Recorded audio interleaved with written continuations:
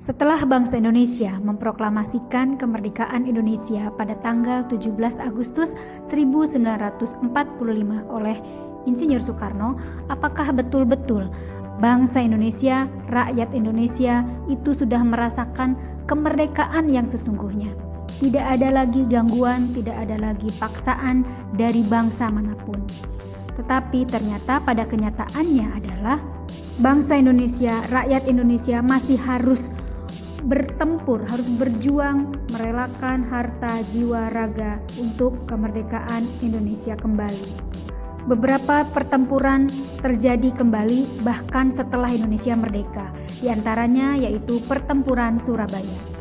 Diawali pada tanggal 25 Oktober 1945 di Surabaya, tentara sekutu yang dipimpin oleh Brigadir Jenderal A.W.S. Malabi mendarat di Indonesia. Kemudian pada tanggal 27 sampai 30 Oktober terjadi kontak senjata antara para pemuda Indonesia dengan pasukan Inggris. Dalam pertempuran ini, pasukan Inggris dapat dipukul mundur. Bahkan puncak dari pertempuran ini adalah terbunuhnya pimpinan pasukan Brigadir Jenderal Malabi sendiri.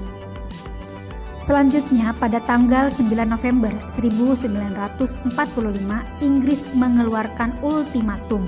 Ultimatum itu bisa dikatakan sebagai ancaman ya, yang berisi semua pimpinan dan orang Indonesia yang bersenjata harus melapor dan meletakkan senjata di tempat yang telah ditentukan dan menyerahkan diri dengan cara mengangkat tangan.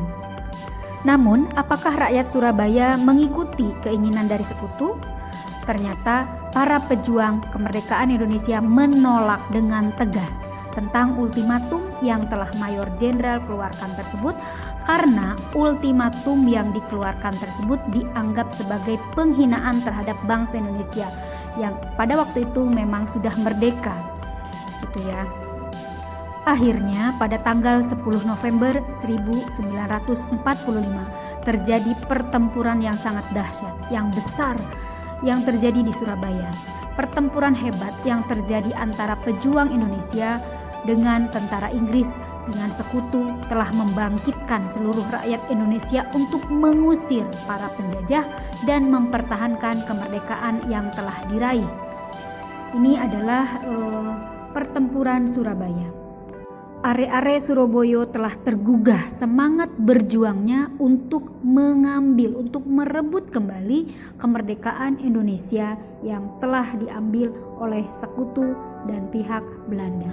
Ribuan korban yang meninggal dari kalangan pejuang sekitar 6.000 sampai 16.000, begitu banyaknya ya.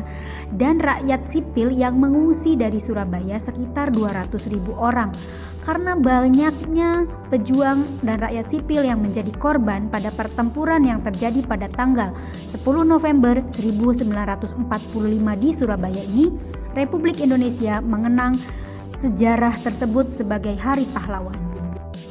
Ini adalah tokoh dari pihak sekutu yang memimpin peperangan di daerah Surabaya. Ini adalah Brigadir Jenderal A.W.S. Malabi. Di bawah pimpinan beliaulah peperangan melawan rakyat Surabaya ini terjadi ya. Setelah wafat atau tewasnya Brigadir Jenderal Malabi, maka genjatan senjata itu diambil alih oleh Mikler Kenser, juga sama memimpin dari pihak sekutu. Nah, begitu banyak korban yang terjadi dari pihak Belanda maupun sekutu maupun rakyat Indonesia. Nah, ini adalah Mikler Kenser ya. Selanjutnya adalah Bung Tomo, adalah salah satu pahlawan heroik yang membangkitkan semangat pejuang rakyat.